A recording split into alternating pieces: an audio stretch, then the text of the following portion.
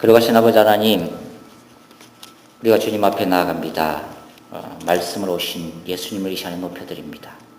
빛으로 오신 예수님을 높여드립니다. 생명으로 오신 예수님을 높여드립니다. 때로는 살면서 어두운 가운데 빛이 임하게 도와주시고 믿음이 연약해질 때 주님의 말씀 붙들 수 있도록 은혜 부어 주시옵소서. 그래서 오직 우리들의 삶을 통해서 주님만이 영광을 거두어 주옵소서. 이 예배 가운데도 왕으로 오시고 우리의 주님으로 오셔서 영광을 거두어 주시옵소서. 그러하신 예수님의 이름으로 감사하며 기도드리옵나이다. 아멘. 어제 토요일 날 이 계시록 11장의 그 두 증인 그리고 세례 요한의 그 증거와 관련해서 말씀을 묵상하면서 예수 그리스도의 증인된다는 것은 과연 무엇을 의미하는가? 정말 바쁘고 분주한 삶 가운데서 살아가는 것도 허덕여서 다른 뭔가를 생각할 수 없는 이런 상황에서 예수를 믿고 구원받은 신자들이 예수 그리스도를 그 분주한 삶 가운데, 직장 가운데, 사업터 가운데 주님을 전가하는 그 증인됨의 영성이란 뜻이 무엇인가 하는 고민을 해봤습니다. 증인, witness, 원래는 eye witness, 목격자 그런 뜻이죠. 어떤 것을 그 무언가를 보고 들은 사람, 그래서 법정에서 증인으로 서는 것처럼 자기가 보고 들은 것을 담대하게 증거하는 사람, 그런 뜻입니다. 참 그 바쁜 삶을 생각하면서 또 한편으로 지구촌의 저편에서 일어나고 있는 일들, 아직 상황이 종료된 것은 아니지만 이라크 땅에서 순교당하는 우리의 형제 자매들을 생각할 수밖에 없었다는 것입니다. 테러 단체인 이슬람 국가 IS라고 불리우는 이 이슬람 국가가 최근에 기독교 공동체인 카라쿠시를 점령해서 그곳에만 최소 500명 기독교인과 소수 종파들을 학살하는 일이 생겼는데, 그 중에서도 특별히 남자들은 다 죽이고 또 여성들은 성노예로 팔아넘기는 그런 일들이 이제 일어났다고 하는 거죠. 특별히 그 아이들은 그 목을 자르고 반토막 살해하는 만행을 저질렀다고 하는 증언들이 지금 계속 이제 나오더라고요. 그래서 세계가 이거는 집단 학살이다라고 이제 부르는데, 여하튼 이 근본주의 이슬람주의자들은 모든 사람들을 이슬람으로 개종하기를 원하고 있다는 사실을 우리가 이제 알아야 되고, 미국의 그 기독교 매체인 크리스찬 투데이에 따르면 2003년도에 보니까 150만 명이었어요. 이라크 내에 있는 기독교인이 현재 20만 명으로 급감했다는 것을 보도를 하고 있습니다. 카키시 박사라는 분이 증언하는 바에 따르면 이 IS 이슬람 국가의 목표가 뭔가, 중동 지역에 있는 기독교 인구가 한 1,300만 명이라고 하는데 이 1,300만 명을 말살하는 것이 일단 1차적인 목표고, 그 다음에 이라크와 시리아를 다스리는 이슬람 통치국가 칼리프를 세우는 것이 그 주 목적이다 하는 보도를 봤습니다. 사실 초대 교회가 생겨났을 때 주님이 사도행전 1장 8절에서 그렇게 말씀하시잖아요. 오직 성령이 너에게 임하시면 너희가 권능을 받고 예루살렘과 온 유대와 사마리아와 땅끝까지 이르러 내 증인이 될 것이다. My witnesses, 내 증인이 될 것이다. 이렇게 말씀하셨는데 1세기는 사실 기독교가 박해를 받은 상황이었습니다. 로마 제국의 황제를 신으로 숭배하지 않으면 죽을 수밖에 없는, 그래서 이 정인이라고 하는 단어는 곧바로 마터, 순교자라는 단어와 동일시 됐다는 것을 우리가 이제 이미 역사를 통해서 알 수가 있죠. 요한계시록에서 예수님은 자신을 뭐라고 소개하냐면 충성되고 참된 증인, 계시록 1장 5절 그리고 3장 14절에서 faithful witness라고 본인을 소개를 하고 있다는 것입니다.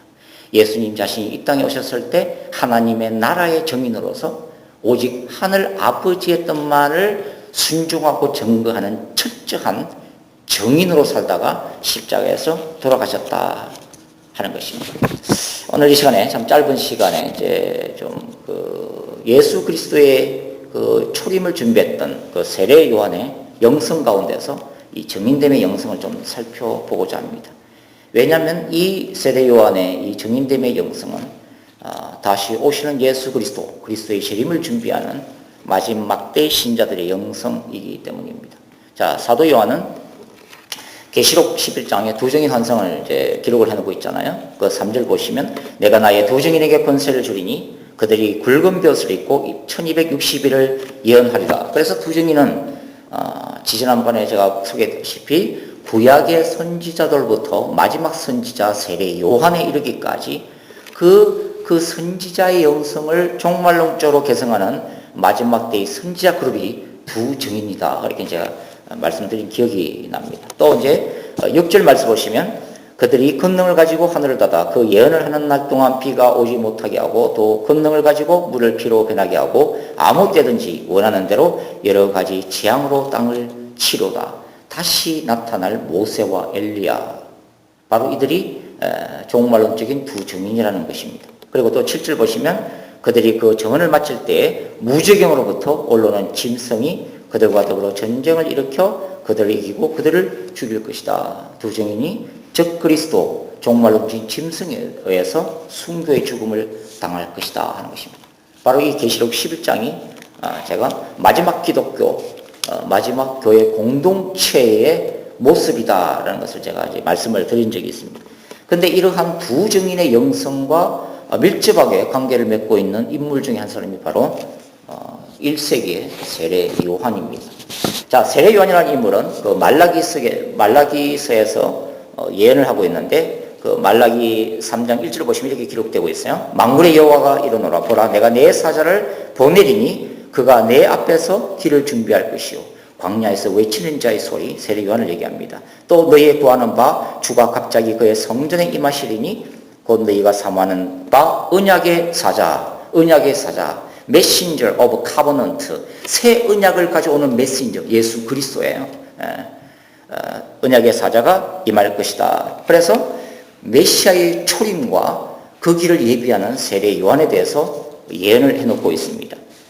그리고 이 말라기 그 4장 5절과 6절에 보면은 또 이렇게 기록되어 있어요. 보라 여호와의 크고 두려운 날이 이르기 전에 내가 선지자 엘리야를 너에게 보내리니 그 아왕 북왕국 이스라엘 때 활동했던 엘리야가 다시 온다는 거예요. 내가 선지자 엘리야를 너에게 보내리니 그가 아버지의 마음을 자녀에게로 돌이키게 하고 자녀들의 마음을 그들의 아버지께로 돌이키게 하리라. 돌이키지 아니하면 두렵건대 내가 와서 저주로 그 땅을 칠까 하노라 하시니라. 그런데 이 말씀을 이제 누가복음 1장을 읽어보시면 세례 요한의 아버지 제사장 샤가라가 천사 가브리엘에게 네 아들이 태어날 거다. 그 이름을 요한이라 해라. 근데 이 요한의 사명이 바로 다시 올 엘리야의 사명이라면서 이 구절을 그대로 인용하고 있어요. 누가복음 1장 17절 똑같은 구절을 이렇게 인용을 하고 있다고 하는 것입니다.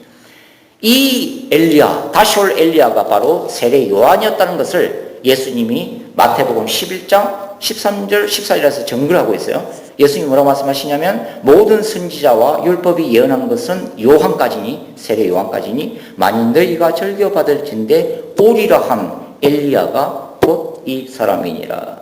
그러니까 세례 요한이 바로 다시 올 엘리야였다고 하는 것입니다. 엘리야의 심령, 엘리야의 능력으로 와서 내 길을 준비하는 사람이라고 하는 거죠. 근데 재미있는 것은 뭐냐면 말라기 그 4장에 아까 우리가 읽었던 말씀 중에 보라 여호와의 크고 두려운 날이 이르기 전에 내가 선지자 엘리야를 너에게 보내리니 라고 얘기하고 있단 말이에요. 근데 여기 보면 여호와의 크고 두려운 날, 구약에서 여호와의 크고 두려운 날은 신약에서는 예수 그리스도의 재림이에요. 그러니까 이 말라기 선지자가 지금 뭘 얘기하고 있냐면 이런 기법을 조금 어려운 말로 원근 통시법적 기법이라고 해요. 그러니까 초림을 보면서 재림까지 동시에 한 문장 안에서 복합적으로 예언을 하는 거예요. 초림을 예언하면서 동시에 재림까지 한 문장 안에서 복합적으로 예언하는 기법을, 선지자들의 기법을 얘기를 하죠. 이게 선지자의 눈이라고 불러요. 그러니까 예수 그리스도의 재림을 준비하는 마지막 때 엘리야들이 온다는 것입니다. 예수 그리스도의 길을 예비하는 마지막 때의 세례 요한들이 온다는 것입니다. 그 사람들이 바로 계시록 11장에서 얘기하는 두 증인이다 하는 거죠. 근데 제가 늘 말씀하다시피 이 두 증인이 꼭 두 사람한테 한정되는 것이 아니라 마지막 때를 살아가는 신자들의 영성이다 하는 것이 제가 강조점이에요. 특별히 어떤 모세와 엘리야, 세례 요한 그런 사람도 나타나겠지만 모든 그 신자들이 이렇게 따라야 할 마지막 기독교 영성이다. 그렇게 제가 강조를 하고 있습니다. 오늘 우리가 이제 본문을 읽었는데요. 요한복음 1장 이제 29절부터 34절까지 읽었는데 이 본문을 보면 세례 요한이 이 예수 그리스도에 대해서 얼마나 철저히 증거하고 있는지를 몰라요. 29절 보시면 예수님을 보고 세례 요한이 뭐라고 그래요? 보라 세상 죄를 지고 가는 하나님의 어린 양이로다. 보라 세상 죄를 지고 가는 하나님의 어린 양이로다. 출애굽 얘기를 하고 있는 거예요. 그 옛날 고센 땅에 이스라엘 백성들이 어린 양을 잡아서 그 피를 어디에 발랐어요? 문술주에 발랐잖아요. 그래서 애굽을 심판하시는 하나님의 재앙을 벗어났잖아요. 바로 그 고센 땅에 이스라엘 백성들을 구원했던 문설주의 피, 그게 바로 어린 양의 피였다고 하는 거죠. 그리고 나중에 모세가 광야에서 성막을 짓잖아요. 그 성막에 번제단이 있었고 그 번제단에 희생 제물로 어린 양을 바쳤어요. 피를 흘렸다고 하는 거죠. 그리고 아사셀 염소 한 마리를 잡아가지고 대속죄일 날 이스라엘 모든 죄를 그 머리 위에 안수하고 광야로 보내서 그 염소를 죽게 만들었다고 하는 거죠. 그것이 바로 세상 죄를 지고 하는 어린 양이라고 하는 이 세례 요한의 말 속에 다 포함되어 있는 그런 개념이라고 하는 것입니다. 나중에 요한계시록 읽어보시면 계시록 5장 6절에도 이제 이 말씀이 나오는데 그때는 예수님을 뭐라고 말씀하냐면 유다 지파 사자 그리고 죽임 당하신 어린 양, 딱 그렇게 표현을 해요. 결국은 이 요한이 얘기하는 보라 세상 죄를 지고 가는 하나님의 어린 양이다 라고 하는 것은 예수님이 인간의 죄의 문제 때문에 오셨다 하는 것입니다. 굉장히 중요한 거예요. 인간의 죄의 문제를 해결하기 위해서 예수님이 오셨다. 세례 요한이 증거하는 것은 뭐냐면 예수님을 도덕적이고 윤리적인 어떤 성인군자로 증거하고 있는 것도 아니고 낮고 핍박을 당하는 서민들을 위해서, 하층민들을 위해서, 빈곤층을 위해서 어떤 이것을 구원할 체제를 전복할 정치적인 어떤 쿠데타를 일으킬 혁명가로 소개하고 있는 것도 아니에요. 물론 이런 것들이 필요하지만 세례 요한이 예수님에 대해서 증거하고 있는 것은 뭐냐면 철저히 세상 죄를 지고 하는 하나님의 어린 양이다. 예수 그리스도가 오신 목적은 인간의 죄를, 이 죄의 문제를 용서하기 위해서 오셨다 하는 거예요. 이게 바로 뭐냐면 피 묻은 십자가 복음이에요. 피 묻은 십자가의 복음이다 하는 것입니다. 여러분 타종교를 이렇게 보시면 타종교는 죄의 문제를 그렇게 심각하게 거론하지 않습니다.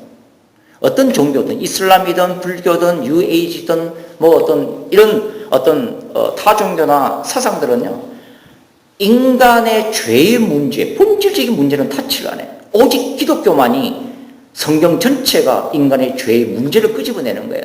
왜냐하면 그 죄 때문에 인간이 하나님과 단절되고 지옥으로 떨어질 수밖에 없는 존재이기 때문에 예수님이 오신 가장 근본적인 이유는 바로 죄의 문제를 해결해서 인간을 구원하기 위해서다. 이게 교회에서 외쳐야 될 가장 근본적인 복음의 본질, 피 묻은 십자가의 복음이다 하는 것입니다.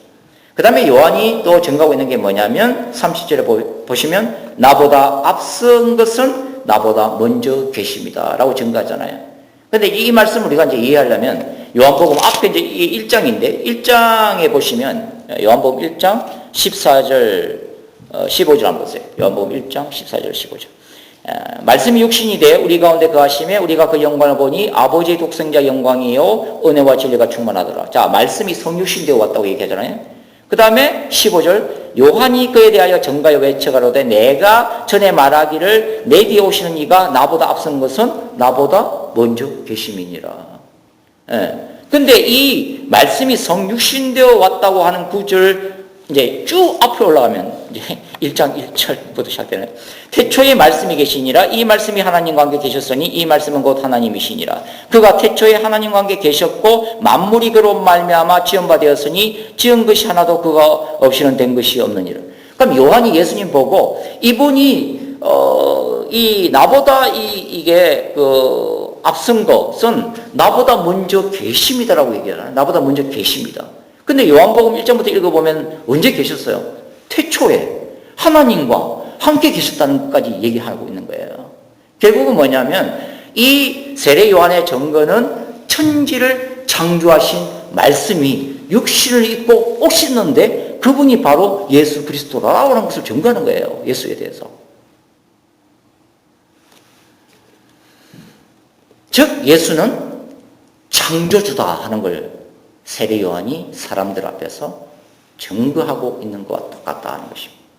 그리고 이제 32절과 34절 보시면 뭐라고 그래요?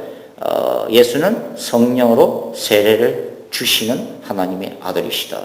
자기는 물로 세례를 베풀잖아요. 회개 세례. 그러나 예수님은 물로 세례를 베푸는 게 아니라 성령으로 세례를 베푸신 분이다 하는 것입니다. 자, 요한복음 안에서 이 성령으로 세례를 베푼다는 것은 뭐냐면 성령으로 생명을 주신다는 것을 의미해요. 자, 재미있는 것은 뭐냐면 요한복음 이제 1장 1절부터 3절까지가 태초에 말씀이 계셨고 이 말씀이 하나님과 함께 계셨는데 이 말씀에서 천지가 창조됐다는 것을 증거하잖아요. 근데 창세기 1장 1절로 2절을 보면 태초에 하나님이 천지를 창조하시니라. 땅이 혼돈하고 공허함이 흑암이 깊음 위에 있고 하나님의 신이 수면에 운행하시니라. 그렇게 기록되어 있단 말이에요. 그러니까 이 혼돈 세계 위에 하나님의 신 성령님이 운행을 하셨는데 그 다음 줄이 뭐냐면 하나님이 입을 열어 가라사대 빛이 있으라 하심에 빛이 있었고 딱 그렇게 나온단 말이에요. 그러면 결국은 이 천지를 창조할 때 하나님이 이제 말씀을 하시는 거예요. 하나님이 말씀을 하시는 거예요. 아버지가 말씀을 하시는데 그 말씀하시는 그 말씀이 누구래요? 예수 그리스도. 왜? 말씀이 예수 그리스도니까. 하나님은 말씀하시고 말씀하시는 그 말씀은 예수님이에요. 그 예수님이 천지를 만드시는 거예요. 이 천지를 만드시는데 운행하시는 성령은 그 가운데 무슨 일을 한다? 생명을 부여해 주는 역할을 한다. 이게 성삼위일체의 천지 창조사이라고 하는 거죠. 아버지는 말씀하시고 아버지의 입에서 나오는 그 말씀은 예수 그리스도예요. 이 예수 그리스도에서 천지가 만들어지고 그 천지 세계 위에 성령께서 운행하시면서 생명을 불어넣는 작업이 눈에 보이는 천지를 창조하신 하나님의 사역이다 하는 것입니다. 근데 이 그 세례 요한이 얘기하고자 하는 이 컨텍스트가 그 요한복음 3장까지 갔는데 이 요한복음 3장에는 니고데모가 예수님을 만나서 거듭남의 비밀 물과 성령으로 거듭나지 않으면 하나님 나라에 들어갈 수 없다고 얘기하는데 그 요한복음 3장 6절 보시면 뭐라고 기록되어 있어요? 요한복음 3장 6절 보면 굉장히 재미있는 구절이에요. 육으로 난 것은 육이요 성령으로 난 것은 영이니. 이 한글 성경은 의미를 잘 몰라요. 육으로 난 것은 육이요 성령으로 난 것은 영이니. 근데 영어 성경만 봐도 이게 확실히 뜻이 뭐라고 되냐면 flesh gives birth to flesh. 육은 육을 잉태해서 생명을 주고 but the spirit 성령은 gives birth to spirit 사람의 영을 탄생시킨다. gives birth to 태어나게 만들다. 잉태해서 출산한다 이런 뜻이거든요. 예. 그러니까 이 구절은 무슨 얘기냐면 예수 그리스도를 영접할 때 새로운 창조 역사가 생기다고 하는 거예요. 오늘 읽었던 이 1장이 본문이 예수님이 세례 요한에게 세례를 받으시는 장면인데 이 세례 받는 장면이 어떤 장면이냐면은 예수님이 요한에게 나와서 요단강가에 딱 서셨어요. 딱 서시고 성령이 비둘기처럼 내려오신다는 장면이잖아요. 그런데 다른 공간 복음서 말고 요한복음 안에서 요한복음 1장부터 시작해서 쭉 읽는 이 컨텍스트 안에서 이 세례받는 장면을 생각을 한번 해보세요. 어떤 장면이죠? 요한복음 1장 1절부터 3절까지가 태초에 말씀이 계시니라 이 말씀이 하나님과 함께 계셨고 만물이 이 말씀으로 말미암아 만들어졌다고 얘기하잖아요. 이게 다 아까 얘기한 창세기 1장 1절과 2절을 염두에 둔 말씀이잖아요. 그러면 결국은 이 요한복음 1장에 나와 있는 이것은 뭔 얘기냐면은 예수님이 요단강가에 서 계신다는 것은 천지를 창조하신 그 말씀이 성육신에서 지금 서 있는 거예요. 그리고 성령께서 예수님 위에 퍼득거리면서 내려앉는 모습이잖아요. 근데 이게 창세기 1장 1절과 2절 말씀이라고 하는 거죠. 왜냐하면 혼돈 세계 위에 성령께서 운행을 하셨잖아요. 그러면 결국은 성육신한 천지를 창조하신 이 말씀이 성육신 되어서 요단강가에 섰는데 성령께서 내려오신다는 것은 뭐냐면 새로운 천지 창조의 시작이에요. 즉 창세기에서는 눈에 보이는 세계를 창조하셨는데 이제는 인간의 영 안에 새로운 천지 창조를 시작하겠다. 그게 아까 얘기한 육은 육을 낳겠지만 성령은 영에게 생명을 준다는 말씀이 요한복음 안에서는 그게 물과 성령으로 거듭남의 비밀인데 물과 성령으로 거듭난다는 게 뭐냐면 예수 그리스도를 영접하면 죽었던 영 안에 성령님이 들어오셔서 마치 창세기에 땅이 혼돈하고 공허하며 흑암이 깊음 위에 있는 것 같은 죽은 그 영 안에 성령께서 운행하시면서 생명을 불어넣는 작업, 즉 죽었던 영이 살아있는 영으로 거듭나는 인간의 영 안에서 일어나는 천지창조 역사다 하는 거죠. 이게 요한복음에서 얘기하는 물과 성령의 거듭남의 비밀이라는 거예요. 요한의 의도는 성령으로 세례를 주시는 하나님의 아들이다 하는 것은 우리가 요한복음 3장까지 읽으면 이걸 얘기하는구나. 바로 예수님이 죽었던 인간의 영을 살리는 구원 역사를 하시기 위해서 오신 하나님의 아들이시구나 하는 것을 우리가 알 수가 있다는 거예요. 세례 요한은 본인이 오직 예수 그리스도를 위해서 선택된 도구인 줄 알아요. 그리고 예수 그리스도를 증거하는 것만이 자신의 주된 사명으로 알고 오직 예수 그리스도를 증거했다고 하는 것입니다. 여러분 세례 요한이 이런 정인됨, 윈니스가 될 수 있었던 그 이유가 오늘 그 1장에 읽어보면 나오는데 그게 뭐냐면 세례 요한이 예수 그리스도에 대한 영적인 눈과 영적인 귀가 열려 있었다는 거예요. 윈니스가 뭐라고 그랬어요? 눈으로 보고 들은 사람이 바로 정인이거든요. 예수 그리스도를 보고 듣고 체험한 사람이 정인이에요. 근데 세례 요한이 뭐라고 오늘 1장에서 얘기하고자 하면 뭐라고 얘기하냐면 하나님이 음성을 주셨는데 뭐냐면 성령이 내려서 누구에게든지 머무는 것을 보거든 그가 곧 성령으로 베푸는 이인 줄 알라.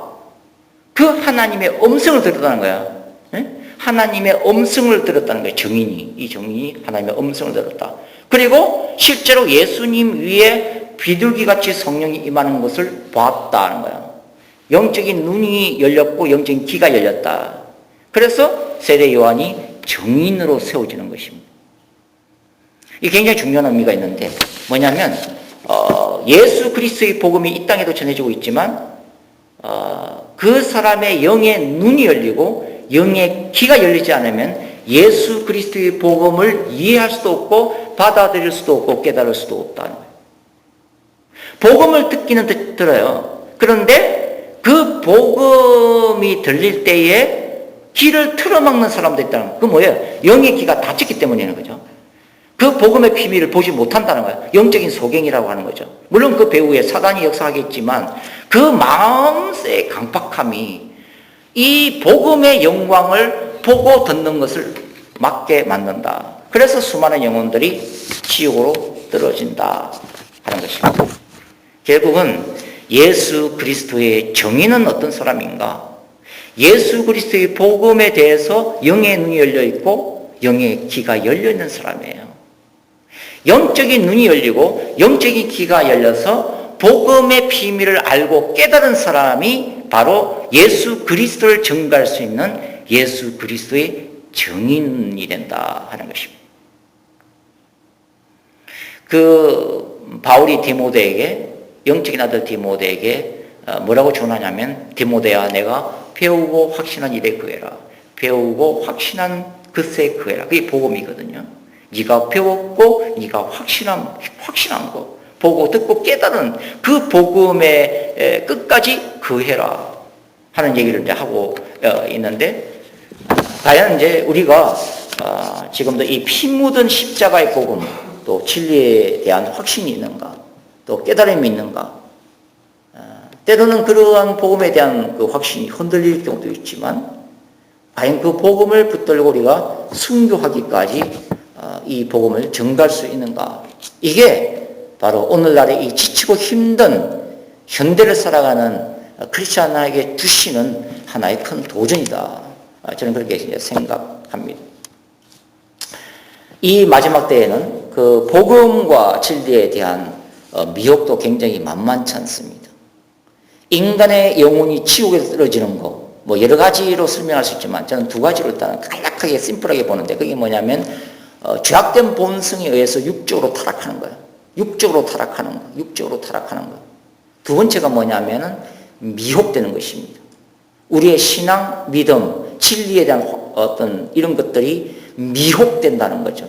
진리에 가지 못하고 미혹된다. 그래서 예수를 믿는다 하면서도 잘못 복음을 받아들여서, 갈라디아서는 그것을 다른 복음이라고 얘기해요. 너희가 다른 복음을 따라가느냐? 그렇게 문책을 하고 있잖아요.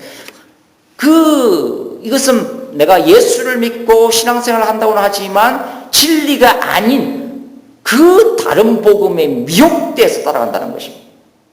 그 결국은 천국이 아니고 지옥인 것입니다.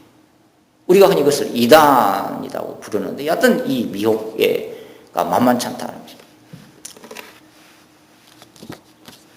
최근에 그 교황 프란치스코 얘기를 제가 좀 하려고 하는데요.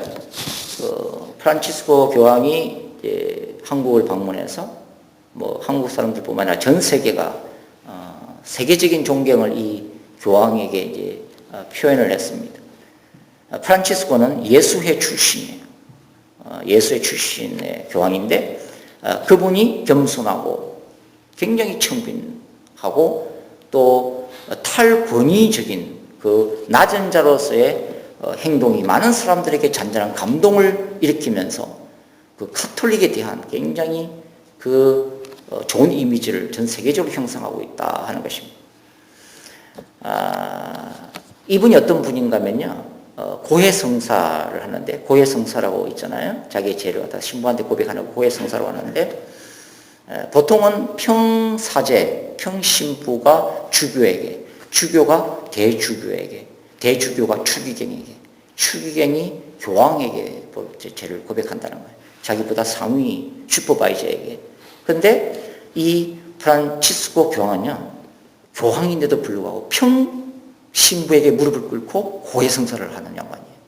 얼마나 참 엄청난 감동을 주는지 모릅니다. 또 이 양반은 그냥 홈리스, 노숙자들하고 그냥 끊임 없이 아침 식사를 같이 해요. 그냥. 교황이 그럴 수 없는 양반인데.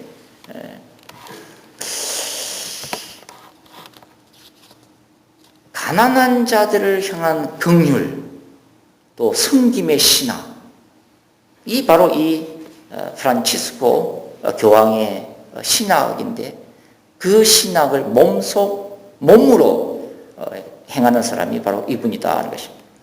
근데 이 프란치스코와 관련한 종말론적인 서적이 하나 있어요. 그게 뭐냐면 소위 말라키의 예언입니다. 제가 자세하게 설명하는 게 아니고 이 말라키의 예언인데, 이 말라키라는 사람은 중세기 수도사였어요. 그리고 나중에 대주교까지 된 사람인데, 이분이 어느 날 환상을 보기 시작합니다. 그 환상이 뭐냐면 예수 그리스도의 재림까지 이 땅에 나타날 교황들에 대한 계시를 받습니다. 그리고 그것을 기록으로 남겼어요. 그것을 캐톨릭에서는 성 말라키 예언이다 이렇게 이제 부르는데, 이분이 그 당시로부터 마지막 교황까지 이제 그 환상을 봤어요. 그래서 111명의 교황에 대해서 간단하게 라틴어로 그 특징을 기록을 해놨습니다. 근데 그것이 이제 세월이 흘러서 300년이 지나서 1590년에 이 바티칸 고문서에서 다시 재발견이 됐어요. 그리고 이걸 갖다가 이제 대중에게 출판하면서 이렇게 책으로 출판하면서 널리 알려지게 된 그 예언서입니다. 이게 뭐냐면 112번째 마지막 이 112번째는 순서를 안 매겨놨어요. 111번째는 남발을 매겨놓고 그 교황 111번째 뒤에 교황에 대해서 예언한 것이 뭐냐면 캐톨릭의 마지막 교황이라고 하는 거죠.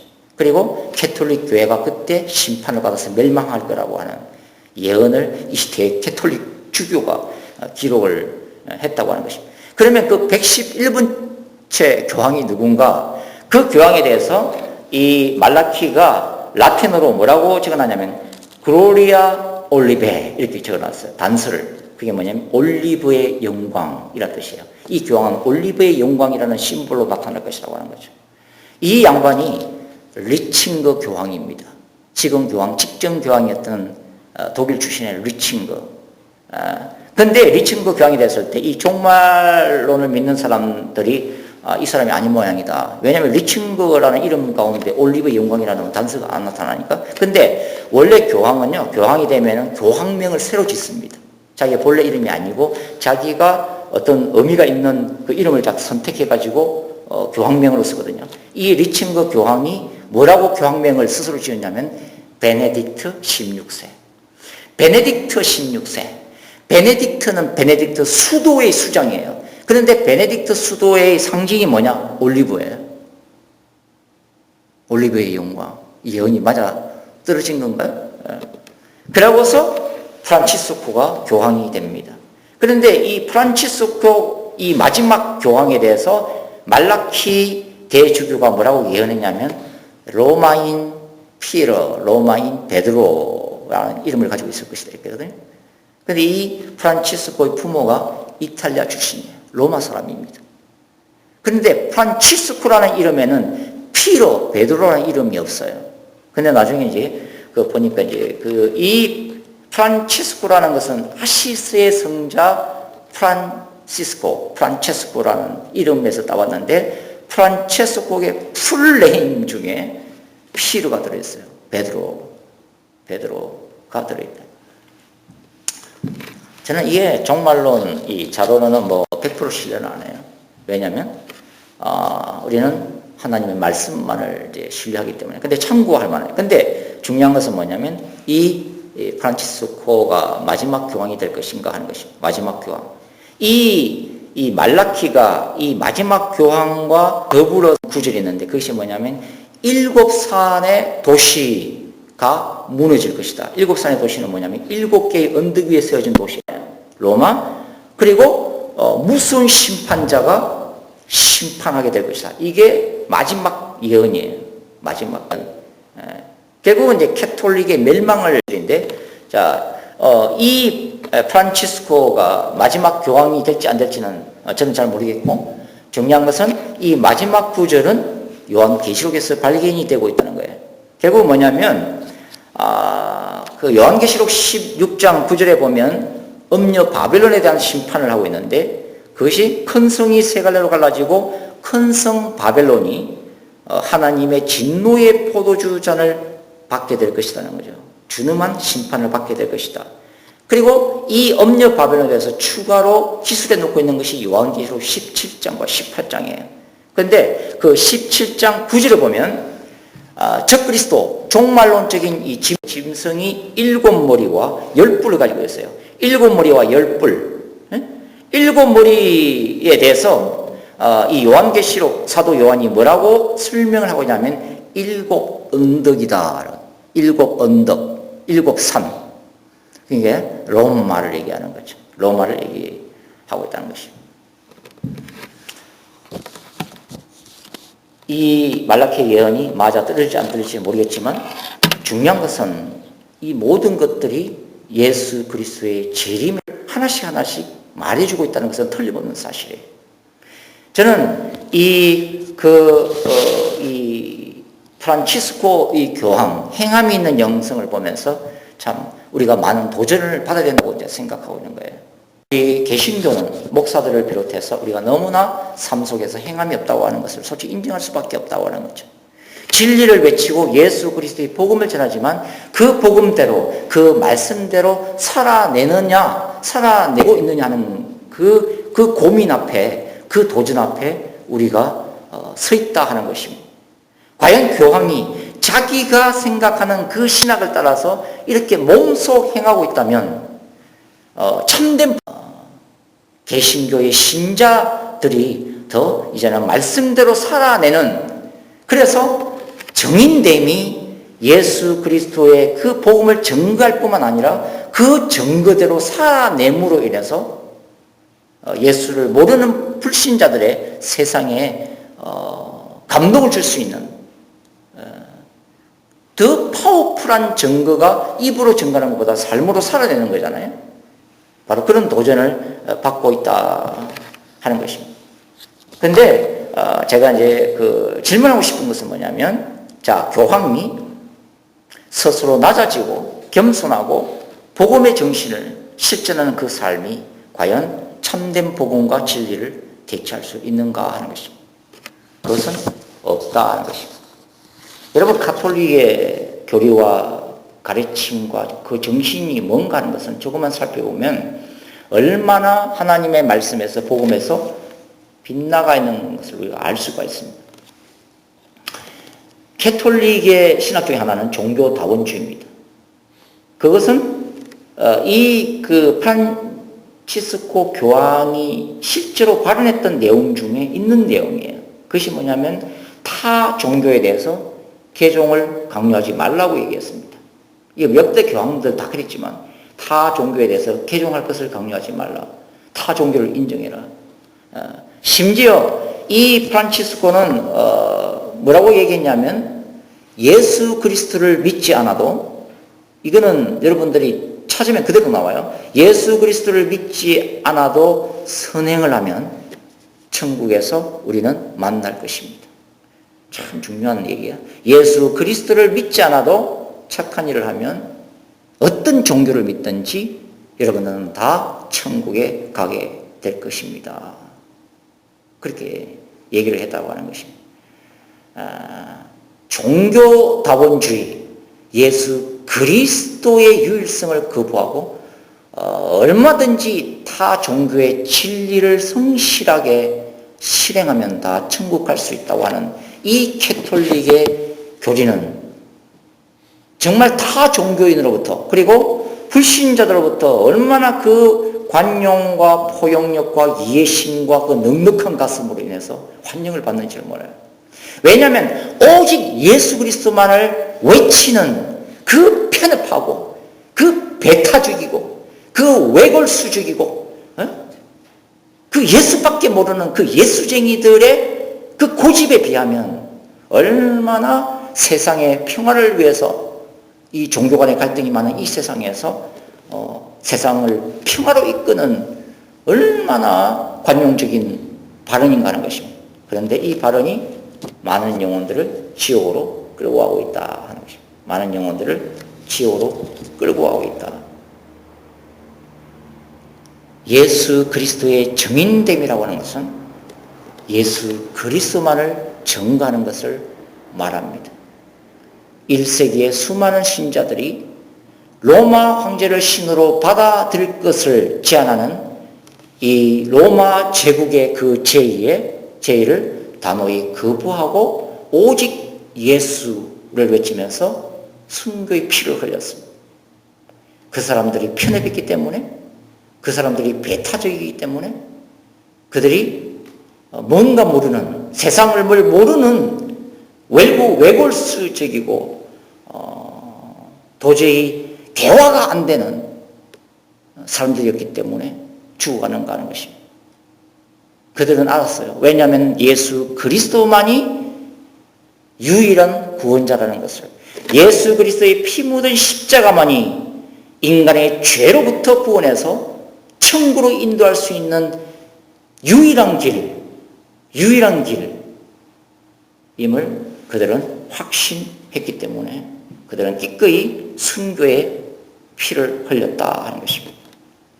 여러분, 다가오는 세계는 바로 이런 세계입니다. 종교다원주의 사회예요. 종교다원주의 사회입니다. 캐톨릭은 이 종교다원주의, 종교통합, 종교 간의 대화, 에큐메니컬 운동을 통해서 수많은 종교 지도자들과 만나고 있다고 하는 거죠. 프란치스코 이미 이슬람 지도자들을 초청해서 바티칸에서 이슬람 기도회를 개최를 한 바가 있어요.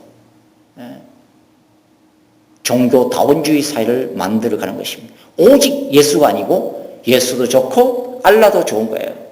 같이 평화롭게 서로 간의 종교 간의 어떤 갈등 없이 세상을 평화로 이끌 수 있는 종교통합, 모든 종교가 동일한 가치를 가지고 각 종교의 진리가 인정받는 사회, 유토피아, 이게 카톨릭이 꿈꾸는 세상이고 그 정점에 교황이 있는 거예요. 그런데 이러한 종교다원주의가 바로 적그리스도를 준비하고 있는 전초 단계다 하는 것입니다. 그래서 계시록 13장에는 적그리스도의 세계 정부에는 예수만을 외치는 신자들은 순교할 수밖에 없다는 것을 생생하게 기록을 하고 있습니다. 우리는 무엇을 준비할 것인가? 어떻게 살아가야 될 것인가? 이 땅에서 빛도 없이 이름도 없이 우리가 살아간다 할지라도 오직 예수만을 증거하다가 그 복음 붙들고 예수 그리스도의 증인으로 살다가 죽을 수 있는 바로 이 세례 요한의 믿음과 영성이 우리에게 필요하다 하는 것입니다. 분주한 삶 가운데서 우리가 때때로 멈춰서서 저와 여러분에게 스스로에게 질문할 필요가 있다 하는 것입니다. 나는 어떻게 살아가고 있는가? 내가 예수를 믿는다는 것이 도대체 무엇을 의미하는 것인가? 예수 그리스도의 증인으로 산다는 것은 도대체 어떻게 살아가야, 어떻게 사는 것을 의미하는 것인가 하는 것입니다. 세례 요한은 예수 그리스도의 도구로서, 예수 그리스도의 증인으로서 예수님의 초림을 준비했습니다.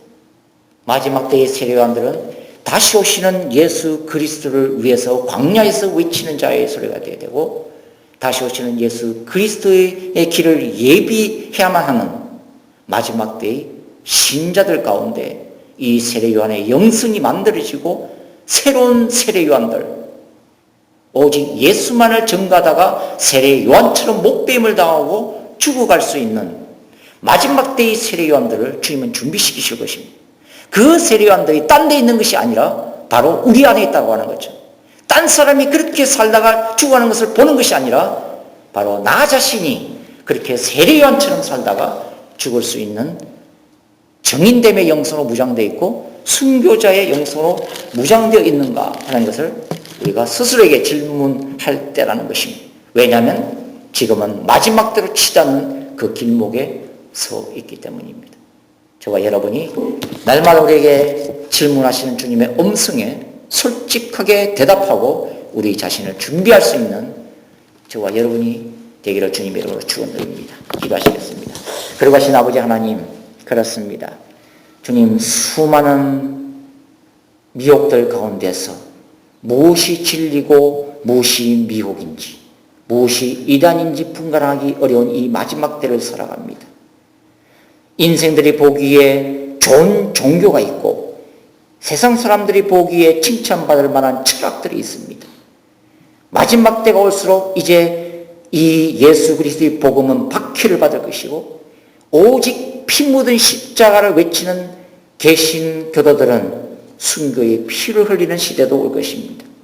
아버지 하나님, 그 순교자의 영성, 정인됨의 영성이 어느 날 하루아침에 만들어지는 것이 아니라 바로 오늘 이 분주한 먹고 살기 위해서 허덕이는 이 바쁜 삶 가운데서도 우리가 하나님 앞에 무릎 꿇고 말씀을 읽고 기도하는 가운데 바로 만들어져야 함을, 우리의 삶 속에서 만들어져야만이 그때가 올 때 우리가 주님만을 증거하고 죽어갈 수 있는 담대한 순교자가 될 수 있음을 깨달을 수 있도록 축복하여 주셔서 부족한 우리들을 통해서 예수 그리스도의 그 정인의 영성이 나타날 수 있도록 축복하여 주시옵소서. 그러고 하신 예수님의 이름으로 감사하며 기도드리옵나이다.